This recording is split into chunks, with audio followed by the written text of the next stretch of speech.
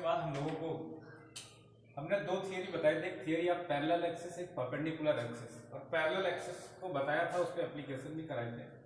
अब हम लोग पढ़ेंगे थियरी ऑफ परपेंडिकुलर एक्सिस।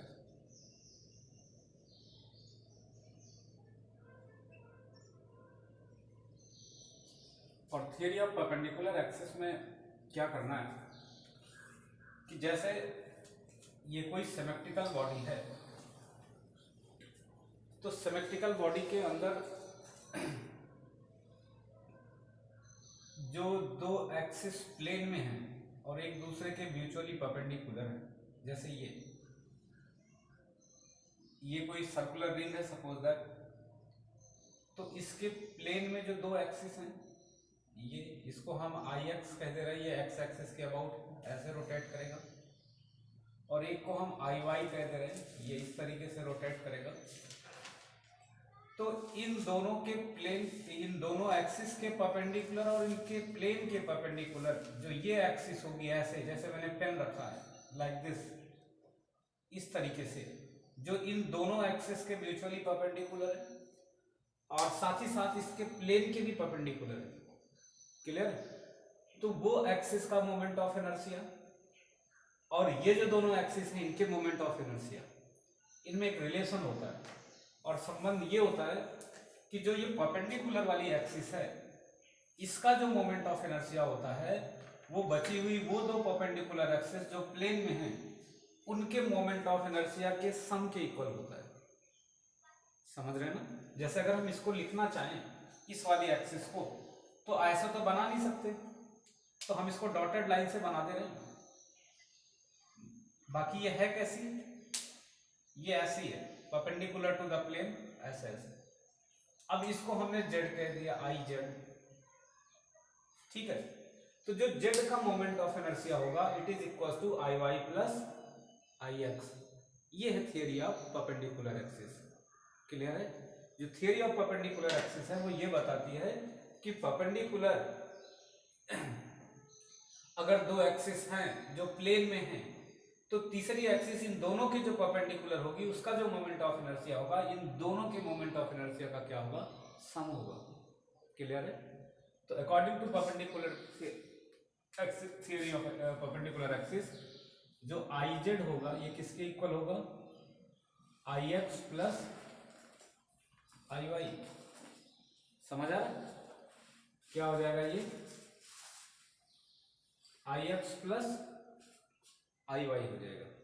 अब जब ये I X plus I Y हो गया, तो आप जानते हैं कि आई एक्स और आई वाई ये दोनों डायामीटर के लॉन्ग हैं, इनका तो हमको मोमेंट ऑफ इनर्शिया भी नहीं पता है।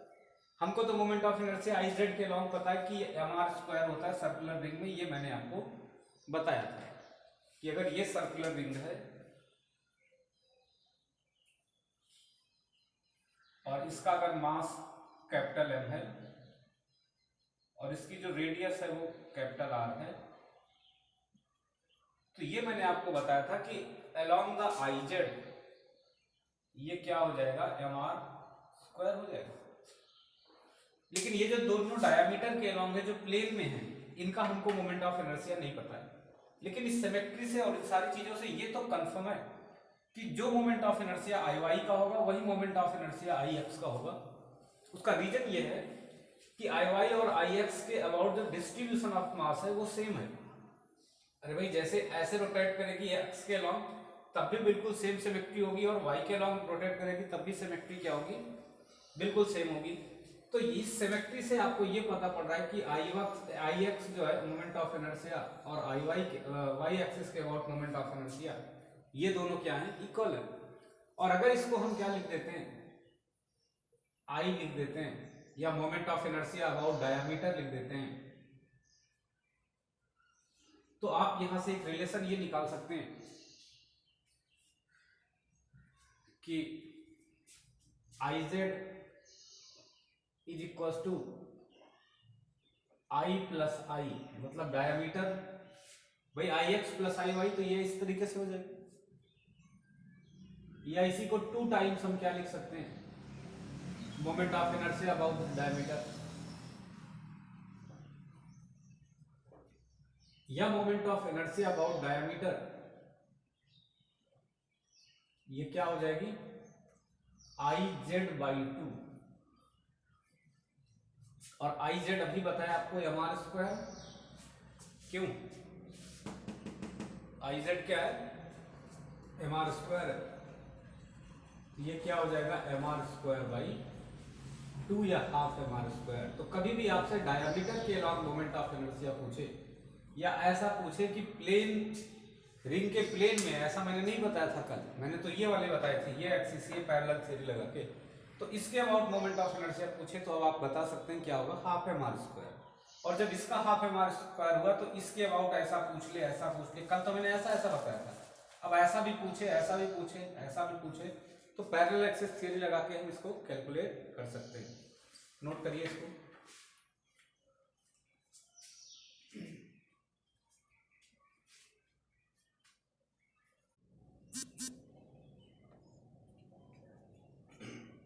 तो ये तो सर्कुलर रिंग है, ऐसे डिस्क के केस में भी कर सकते हैं, क्यों डिस्क में हाफ mr² मैंने बताया था परपेंडिकुलर टू द प्लेन, अगर एक्सिस सेंटर से पास करे तो। अब वहां भी अगर हम परपेंडिकुलर थ्योरी लगाते हैं या थ्योरी ऑफ परपेंडिकुलर एक्सिस, तो क्या होगा उसका भी डायमीटर के अबाउट जो प्लेन से जाएगी उसका आधा हो जाएगा, पहले mr²/2 था तो अब mr²/4 हो जाएगा।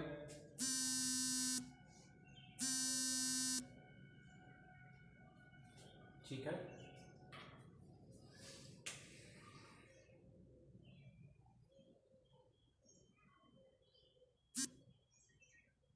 इस तरीके से ये सर्कुलर डिस्क है,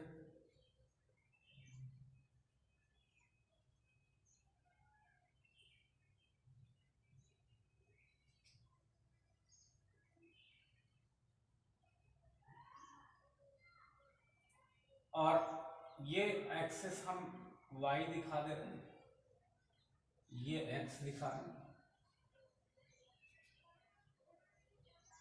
ये x है, ये y है, और ये आपको z दिखा दे रहे हैं। इसके अबाउट जो मोमेंट ऑफ इनर्शिया ये रोटेट करेगा तो इसको हमने Ix कह दिया, इसको हमने इस तरीके से Iy बोल दिया, और ये तो z के लॉन्ग ऐसा रोटेट करेगा, इसके मोमेंट ऑफ इनर्शिया को Iz कह दिया। ये है सर्कुलर डिस्क।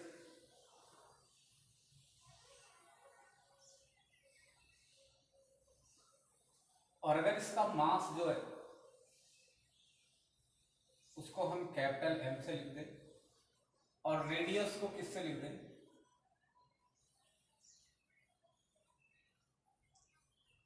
Capital R।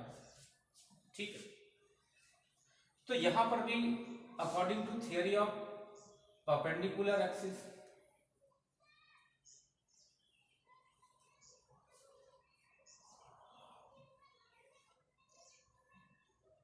ये क्या हो जाएगा, जो Iz होगा it is equals to Ix plus Iy। ठीक है, और Iz के अलावा हमको मालूम है, और फिर से मैं बता रहा हूं कि ये हो जाएगा 2 टाइम्स Ix या Iy या I अबाउट डायमीटर, और इसका रीजन है कि Ix एंड Iy ये दोनों इक्वल है सिमेट्री से भी, और इन्हीं को हमने I डायमीटर कह दिया। ठीक है,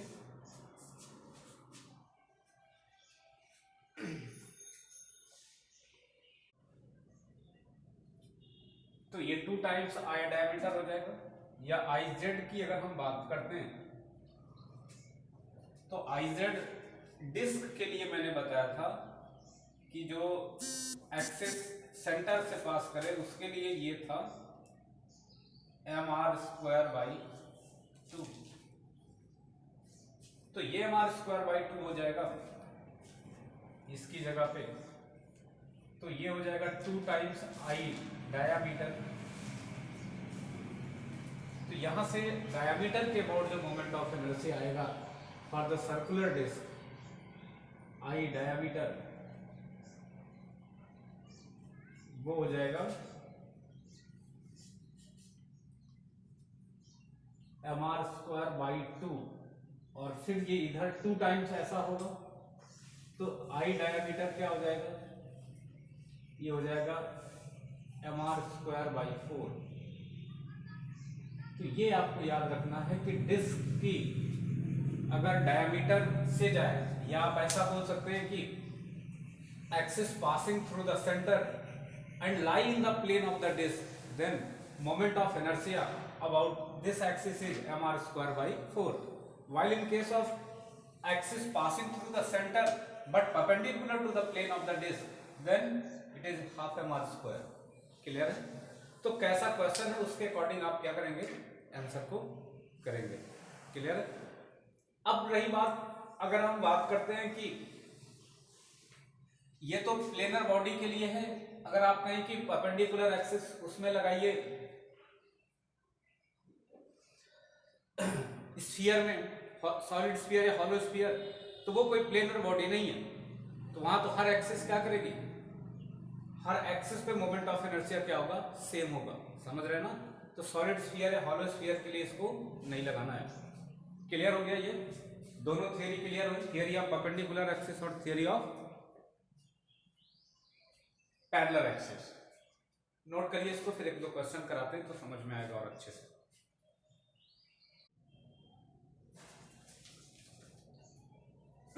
अब जैसे एक क्वेश्चन करते हैं एक दो तो क्लियर हो जाएगा।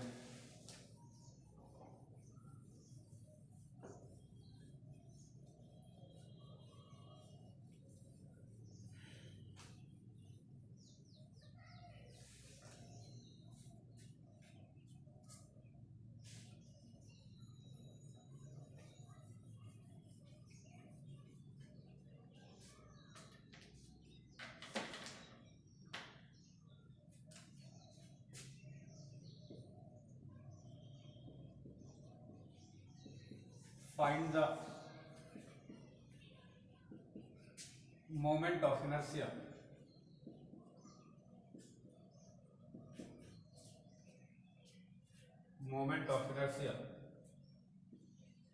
of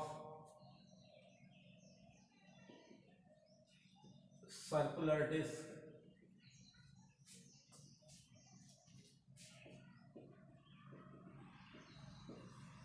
having radius capital R and mass capital M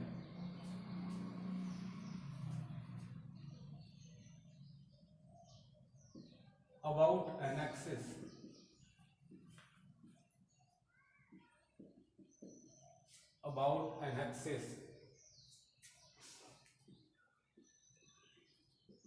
passing in the plane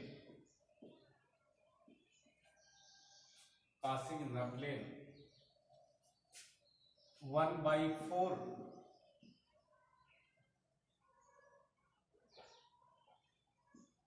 r distance या r/4 distance, where r is the radius, r/4 distance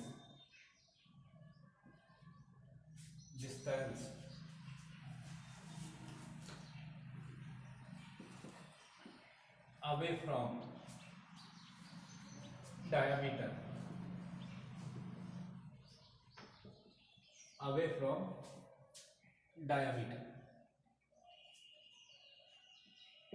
ये आपको बता। तो पहले तो इस क्वेश्चन के अंदर हमको ये पता करना है कि कौन सी एक्सिस के अबाउट बात कर रहा है, वो एक्सिस पहले ढूंढनी है। ठीक है? तो सबसे पहले हम क्या करेंगे, एक्सिस देखेंगे कि वो एक्सिस कहाँ आएगी, r/4 distance away from the diameter, तो वो प्लेन में आएगी डिस्क के। ठीक है, लिख लिया क्वेश्चन? तो वो कहां पर आएगी, डिस्क के प्लेन में आएगी। जैसे ये सर्कुलर डिस्क है, ठीक है,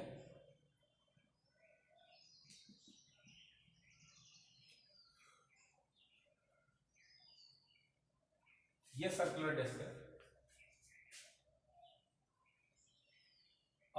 इसका जो डायामीटर होगा वो ये होगा प्लेन में ये, और इस डायामीटर से r/4 डिस्टेंस यहां पर एक दूसरी एक्सिस है ये, और ये इसी के पैरेलल है ऐसे, ठीक है। Axis about an axis passing in the plane r/4 distance away from the diameter, और इसको चाहे ऐसा भी लिख लेंगे r/4 distance away from the diameter and parallel to the diameter, and parallel to the diameter, जैसे मैंने ये पढ़ा है। तो आप देखेंगे कि ये डायामीटर वाली एक्सिस है और इसके अबाउट आपको मोमेंट ऑफ इनर्शिया निकालना है, आई डैश। इसका रेडियस जो है वो मैंने बताया कि कैपिटल आर है, और इसका मास जो है वो कैपिटल एम है, ठीक है। हमको किसी डिस्क का मोमेंट ऑफ इनर्शिया पता है इस एक्सिस के अबाउट, और कितना बताया था, mr²/2। तो अभी डायमीटर के अबाउट फिर हमने परपेंडिकुलर एक्सिस थ्योरी लगा के निकाल लिया था, तो mr²/4 आ गया था।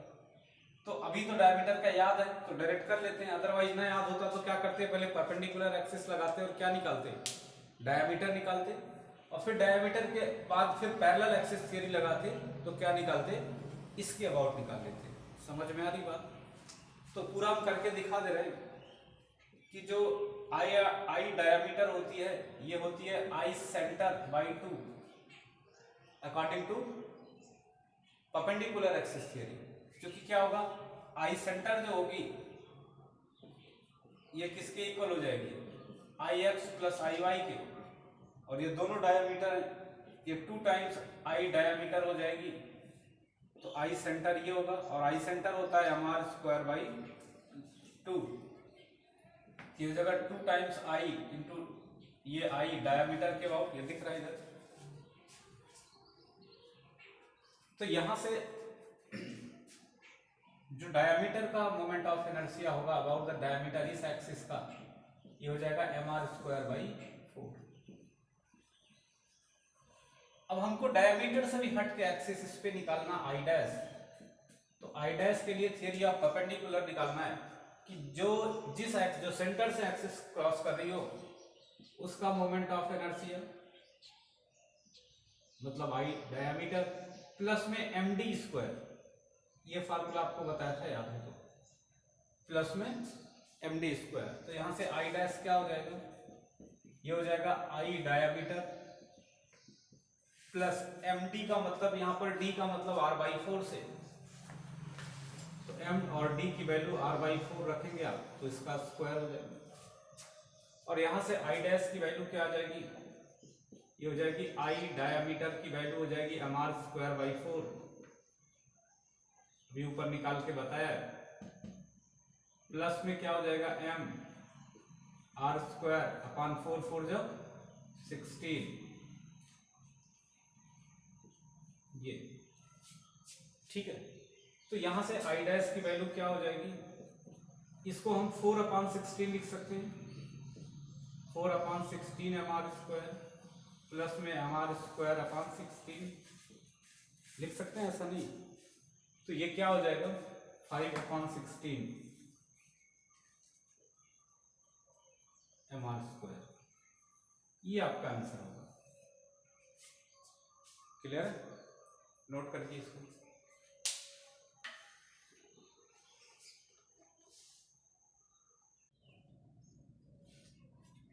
तो ये इसके अबाउट मोमेंट ऑफ इनर्शिया हो जाएगा।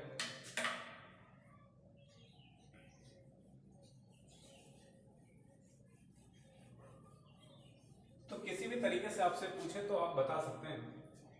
कभी कभी तो एक्सिस अप्लाई करने के लिए वो खुद से बताता है कि ये बॉडी है और इसके अबाउट इसका मोमेंट ऑफ इनर्शिया ये है एक्सिस के अबाउट, तो इसके अबाउट क्या होगा दूसरी एक्सिस बताएगा, तो आप कर सकते हैं उसको, क्यों आसानी से कर सकते हैं। तो कहीं भी अप्लाई कराए आपसे, रिंग हो, डिस्क हो, स्फीयर हो, आई थिंक हर जगह कर सकते हैं।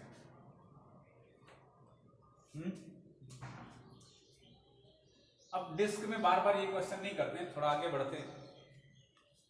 तो अब मोमेंट ऑफ इनर्शिया आप किसी भी बॉडी का आपसे अगर कहे तो आप कैलकुलेट करके बता सकते हैं। अगर आपसे कहे मोमेंट ऑफ इनर्शिया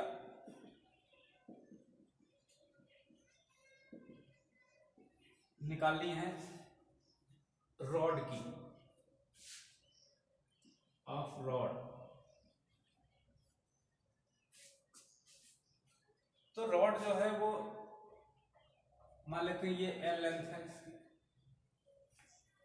ये पतली सी रॉड है, ठीक है। यहां से इसकी लेंथ क्या है, एल है, और इसका मास क्या है, ये कैपिटल है। तो मोमेंट ऑफ इनर्शिया के लिए हमने जो फॉर्मूला बताया था आई, एक तो ये बताया था कि सिग्मा mr स्क्वायर, ये ना समेशन ऑफ ये, या इसी को हम ऐसा भी लिख सकते हैं कि अगर हमको आई निकालना है तो इंटीग्रेशन ऑफ ये आर स्क्वायर डी एम, इसका इंटीग्रेशन कर देंगे तब भी क्या हो जाएगा, ये वैल्यू आ जाएगी। क्लियर है? और डीएम आप समझ रहे हैं क्या है, ये छोटा मास है, आप इंटीग्रेट करेंगे तो ये कंप्लीट होके आएगा। चलिए, अब यहां पर आप इसको अगर डायरेक्ट समझना है तो इसका जो मोमेंट ऑफ इनर्शिया होता है किसका, जैसे अगर हम बात करते हैं कि एक टर्म होता है linear mass density. Linear mass density क्या होता है,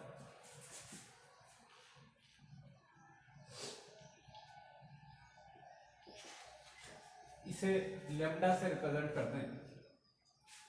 और अगर हम आपसे कहें कि एल लेंथ का ये पूरा रॉड है, तो एल लेंथ के रॉड का जो मास है वो कैपिटल एम है, तो यूनिट लेंथ के मास कितने हो जाएंगे, कितना हो जाएगा, एम बाई एल। इसी मास पर यूनिट लेंथ को हम क्या कहते हैं, लीनियर मास डेंसिटी कहते हैं। क्लियर है? तो कभी भी आपसे लीनियर मास डेंसिटी पूछे तो आप क्या करेंगे, ये फार्मूला अप्लाई करेंगे, ठीक है। इसी को मास पर यूनिट लेंथ भी कहते हैं, मास पर यूनिट लेंथ, ये भी बोलेंगे। क्लियर है? अब अगर हम आपसे कहें कि इस एंड के अबाउट यहां से हम कोई x डिस्टेंस बाद एक छोटा सा एलिमेंट कट करें, ये जिसकी लेंथ dx हो, और अगर इसकी लेंथ dx है तो इस dx लेंथ का मास क्या होगा, मास ऑफ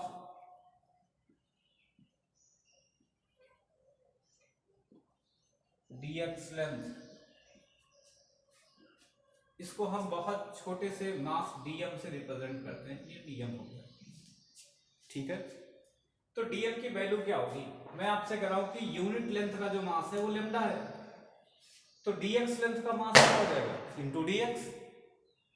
अरे भाई साहब, अगर यूनिट लेंथ का मास क्या है, m बाई एल लेम्डा है, तो मास ऑफ dx लेंथ क्या हो जाएगा, m by L into x, अगर x का पूछे तो, और अगर किसका पूछता है, dx का पूछता है तो इंटू dx।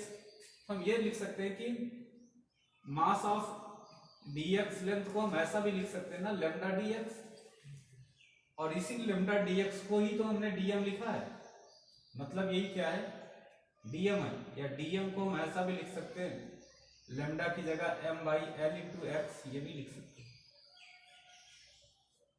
समझ रहे हो कि नहीं समझ रहे? ये बात हम कर सकते हैं आसानी से। और अगर ये बात कर सकते हैं तो हम इससे क्या कर सकते हैं, मोमेंट ऑफ इनर्शिया अगर हमको निकालना है तो ये फार्मूला लगा के निकाल सकते हैं। इस एंड के अबाउट अगर हमको मोमेंट ऑफ इनर्शिया निकालना है तो हमने बेटा क्या करा कि इसको एक्सिस माना और ये एल लेंथ की रॉड है और यहां से एक्स डिस्टेंस पे एक छोटा सा एलिमेंट हमने क्या काटा, dx काटा। तो इसका मोमेंट ऑफ इनर्शिया क्या होगा, आप कहोगे ये तो यही होता है m1r1², तो यहां पर मास इसका dm है, ठीक है, और यहां से यहां तक लेंथ क्या है, x है। तो इसका जो मोमेंट ऑफ इनर्शिया di होगा छोटे से लेंथ की, वो क्या हो जाएगी, वो मोमेंट ऑफ इनर्शिया हो जाएगी x² और dm इसका इंटीग्रेशन, सॉरी ये वैल्यू dm इंटू x²। और अगर इसको आप पूरे लेंथ के लिए निकालते हो तो इसी को इंटीग्रेट कर दो, और जब इसको इंटीग्रेट करोगे आप तो इंटीग्रेशन को हमको ऐसा लेना है कि कंप्लीट लेंथ आ जाए, कंप्लीट मास आ जाए। तो di का इंटीग्रेशन तो i हो जाएगा, तो इसको हम तो ऐसे लिख दे रहे हैं कि ये होगा। अब यहां से केवल वैल्यू पुट करनी है, तो वैल्यू पुट करेंगे तो आप देखेंगे कि इसमें जो वैल्यू हम पुट करते हैं ये dx होगा। तो dm की इतनी वैल्यू लिख सकते हो, अरे i की जगह पे क्या लिख सकते हैं, ये इंटीग्रेशन x² लैम्डा dx। अब ये लैम्डा dx के टर्म्स में आ गया तो लिमिट को हम यहां से यहां लेंथ 0 है और यहां से l पूरा कवर करेंगे, तो लिमिट क्या रखेंगे, फ्रॉम 0 टू कैपिटल L, और लैम्डा की जगह पे m/l भी लिख सकते हैं। क्लियर है। तो इसको अगर हम सॉल्व करते हैं तो इंटीग्रेशन अगर आपको थोड़ा सा आता है तो इसका इंटीग्रेशन क्या हो जाएगा, x² dx का इंटीग्रेशन आ जाएगा आपका x³/3। समझ रहे हैं ना, इसको नोट करके फिर आगे बताते हैं इसको मिटा के।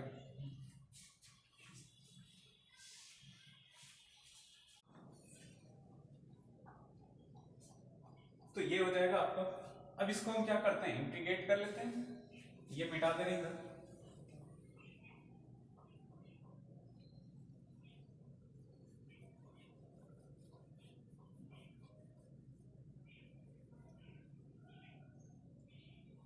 और जब इसको इंटीग्रेट करेंगे तो हमने बताया कि लेम्डा की जगह m/l भी लिख सकते हैं।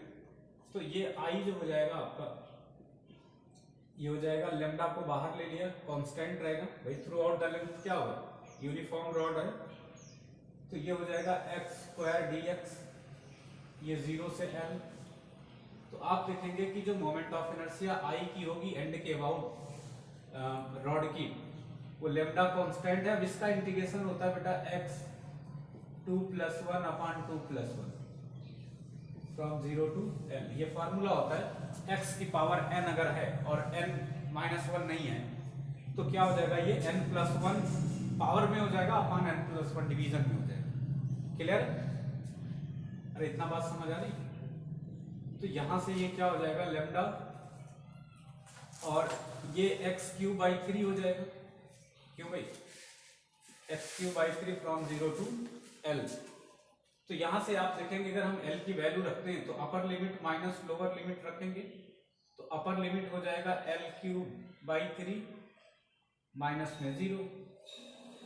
तो यहां से आप पाएंगे कि i जो आ जाएगा वो हो जाएगा लेम्डा l³/3, और लेम्डा की वैल्यू m/l रखेंगे। m/l क्या होता है, ये लेम्डा होता है, तो यहां से m/l रखेंगे तो ये हो जाएगा l³/3। तो आप देखेंगे यहां से एक l ये कट के स्क्वायर हो जाएगा। तो moment of inertia of rod about an and, अगर ऐसी एक्सिस है तो इसका जो मोमेंट ऑफ इनर्शिया होगा हमेशा के लिए इसे याद रख लेना, ml²/3 होगा। क्या हो जाएगा, ml²/3, where l is the length of the rod, m is the mass of rod. तो किसी भी रॉड का एंड के अबाउट अगर मोमेंट ऑफ इनर्शिया पूछे, इस तरीके से ऐसे रोटेट करेगा, इस एंड के अबाउट ऐसे, तो इसका मोमेंट ऑफ इनर्शिया क्या हो जाएगा, ml²/3 हो जाएगा। अब अगर इस मिड पॉइंट के अबाउट रोटेट करें यहां, तो अब यहां के लिए फिर से वही, हमको मिड पॉइंट पे पता हो तो हम इधर निकाल सकते थे, अब की तो एंड भी पता है, तो मिड पॉइंट पे कैसे निकालते हैं भी बताते हैं, नोट करिए इसको।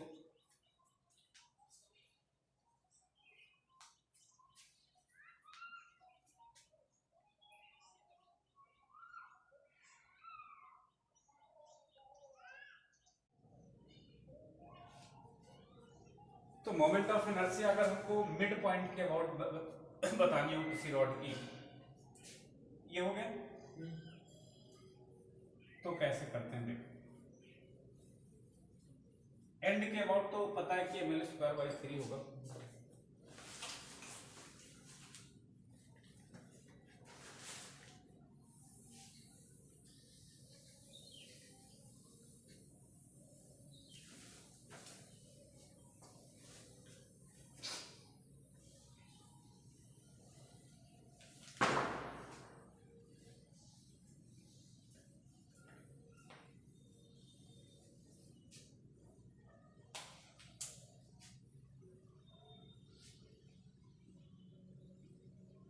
जैसे ये लेंथ आपकी L है और इसका मास क्या है M, तो moment of inertia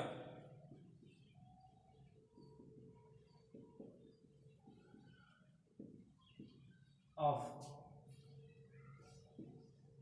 rod having length L and mass capital N, and mass is distributed uniformly throughout the length, ठीक है, ये आपको ध्यान रखना है, and mass is distributed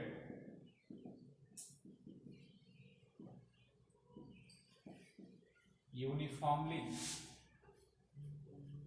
throughout the length,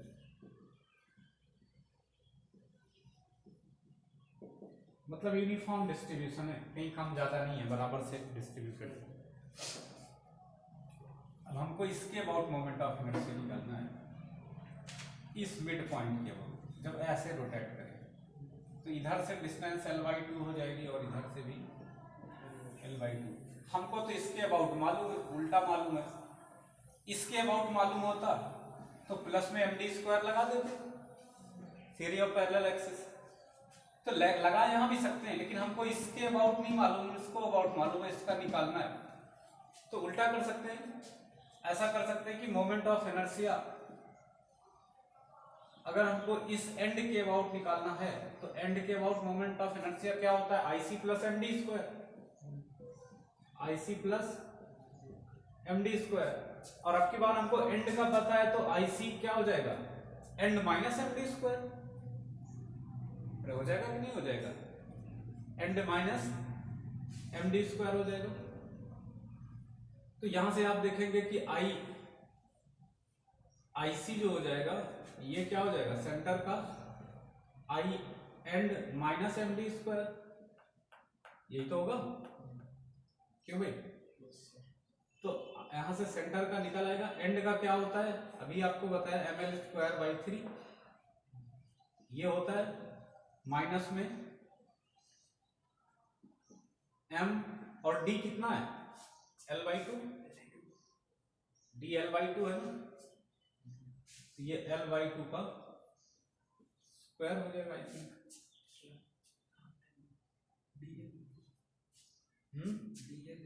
हाँ, तो L/2 ही होगा ना इधर, तो IC की वैल्यू क्या आ जाएगी, ml²/3 माइनस ये क्या हो जाएगा ml²/4,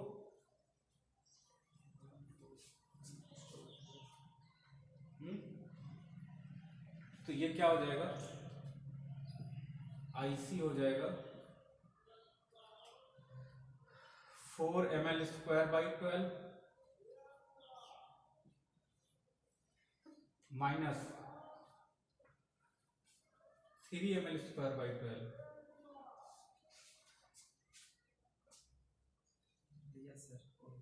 कोई दिक्कत है इसमें, अरे सिंपल कैलकुलेशन है, हमने क्या करा, यहाँ पर 4/4 से मल्टीप्लाई करें, यहाँ 3/3 से, दोनों नीचे वाला बराबर हो जाएगा, तो 4 - 3 क्या हो जाएगा 1, तो I सेंटर के अबाउट क्या हो जाएगा ml²/12, ये तो सेंटर के अबाउट जब रॉड का मोमेंट ऑफ इनर्शिया आपसे पूछा जाए तो क्या हो जाएगा ml²/12, ये ध्यान रखना है।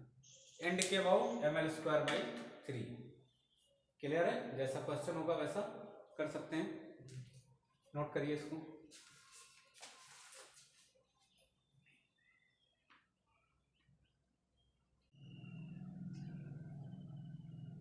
तो ये हो जाएगा मोमेंट ऑफ इनर्शिया रॉड का भी, ठीक है।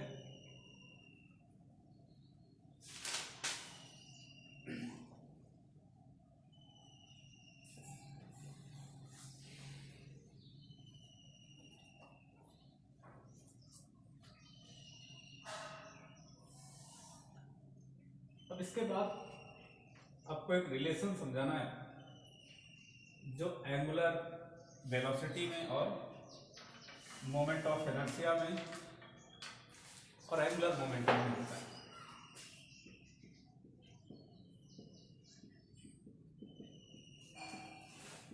रिलेशन बिटवीन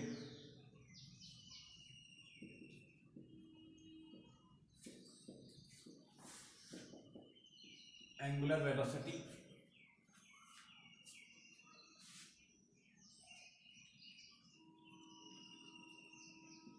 यहां पर एंगुलर मोमेंटम लिख लीजिए, मोमेंटम एंड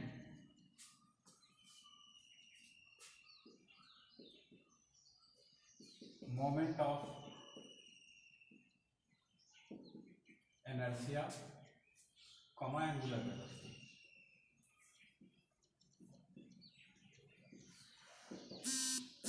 इन तीन के बीच में रिलेशन निकालना है। जैसे ये कोई एक्सिस है और ये कोई रिजिड बॉडी है, ये इसके बहुत सारे कंस्टिट्यूएंट पार्टिकल हैं जो सब क्या करेंगे, इसी एक्सिस के अबाउट, अगर ये रोटेशन कर रहा है तो सारे इसी फिक्स एक्सिस के अबाउट क्या करेंगे, सर्कुलर मोशन करेंगे, और जिनकी एंगुलर वेलोसिटी क्या होगी, कांस्टेंट होगी। ये मैंने बताया आपको। अगर ये r1 है, अगर ये m1 मास है, तो ये r2 है, अगर m2 मास है, तो ऐसे बहुत सारे पार्टिकल हैं। r3 है, ये m3 है, ये m4 है, तो ये डिस्टेंस r4 है। इस तरीके से ये सब क्या कर रहे हैं, एक्सिस के अबाउट रोटेट कर रहे हैं। तो आपको मैंने बताया था कैसे बहुत सारे हो तो इसका जो मोमेंट ऑफ इनर्शिया आई हो जाएगा वो बताया था सिग्मा mr² हो जाएगा। और ये बताया था कि ये क्या होता है, m1r1² प्लस m2r2² प्लस इस तरीके से सारे सम हो जाएंगे। और अगर यहाँ ये इस तरीके से रोटेट कर रहा है तो इसके सब पे क्या होगा, परपेंडिकुलर डायरेक्शन में वेलोसिटी होगी। परपेंडिकुलर डायरेक्शन में सबकी एक लीनियर वेलोसिटी होगी। ये v3 हो गई, ये क्या हो गई v4, ऐसे v5, सबकी एक परपेंडिकुलर डायरेक्शन में वेलोसिटी होगी। लेकिन एक चीज सबका फिक्स होगा, वो मैंने बताया था ओमेगा। ओमेगा सबका क्या होगा, कांस्टेंट होगा। ये सबके लिए सेम होगा। और हमने एक लीनियर वेलोसिटी में और एंगुलर वेलोसिटी में रिलेशन बताया था कि v = क्या होता है, r ओमेगा ना, या v1 = r1 ओमेगा, ऐसा लिख सकते हैं। v2 = क्या लिख देंगे, r2 ओमेगा। v3 = लिख देंगे r3 ओमेगा। v4 = लिख देंगे r4 ओमेगा। ये रिलेशन मैंने आपको बताया, जब सर्कुलर मोशन पढ़ाया था तभी, अभी भी बताया। ये हो गया। अब अगर यहां से हम एंगुलर मोमेंटम की बात करें तो total angular momentum of the particle क्या होगा, ऑफ रिजिड बॉडी क्या होगा, सबके एंगुलर मोमेंटम का सम होगा, सारे कंस्टिट्यूएंट पार्टिकल। मतलब ये mvr होता है तो आप कहेंगे सर ये सिग्मा mvr हो जाएगा। क्यों, ये सिग्मा mvr हो जाएगा। और अगर यहां से आप देखते हैं तो ये हो जाएगा m1 v1 r1 plus m2 v2 r2 plus m3 v3 r3, और इस तरीके से प्लस क्या हो जाएंगे, मतलब ये समेशन हो जाएगा, ठीक है। और जब ये समेशन हो जाएगा तो हम L को एंगुलर मोमेंटम को ऐसा लिख सकते हैं सिग्मा m1 b1 या mbr ना, ऐसा। अब अगर इस चीज को हम ओमेगा के फॉर्मेट में रखें तो b इक्वल्स टू क्या होता है r ओमेगा, तो b1 की जगह क्या लिख देंगे r1 ओमेगा, b2 की जगह क्या लिख देंगे r2 ओमेगा 2, ऐसे। तो आप देख रहे हैं ये m1 है और ये r1 है, और b1 की जगह क्या लिख सकते हैं r1 ओमेगा, तो ये r1 इंटू r1 का स्क्वायर हो जाएगा, तो ये r1 स्क्वायर ओमेगा हो जाएगा, प्लस में ये क्या हो जाएगा m2 into r2 square omega, plus ये क्या हो जाएगा m3 into r3 square omega, ऐसा नहीं हो जाएगा, ऐसे प्लस में डॉट डॉट डॉट क्या हो जाएगा प्लस सबका हो जाएगा। या इसी L को हम और कैसे लिख सकते हैं, ओमेगा अगर पूरे से हमने कॉमन ले लिया तो ये क्या हो जाएगा m1 r1 square plus m2 r2 square plus m3 r3 square, इस तरीके से। और इसी को तो हम सिग्मा mr स्क्वायर कह रहे हैं, और सिग्मा mr स्क्वायर किसके इक्वल हो जाएगा ओमेगा टाइम्स, इसको हम बोल दे रहे हैं सिग्मा mr स्क्वायर, और यही तो मोमेंट ऑफ इनर्शिया होता है I। तो L जो होता है आपका एंगुलर मोमेंटम, उसको हम इन तीनों के रिलेशन में लिख सकते हैं I ओमेगा। तो जैसे लीनियर मोमेंटम होता है क्या P is equal to m into V, वैसे एंगुलर मोमेंटम क्या होता है L is equal to I omega. समझ में आ रहा है, where I is the moment of inertia and omega is the angular velocity। तो ये रिलेशन यहां से आ जाएगा आपका। कुछ क्लियर हो रहा है, नोट कर लीजिए इसको, फिर अगले टर्म पे बताते हैं।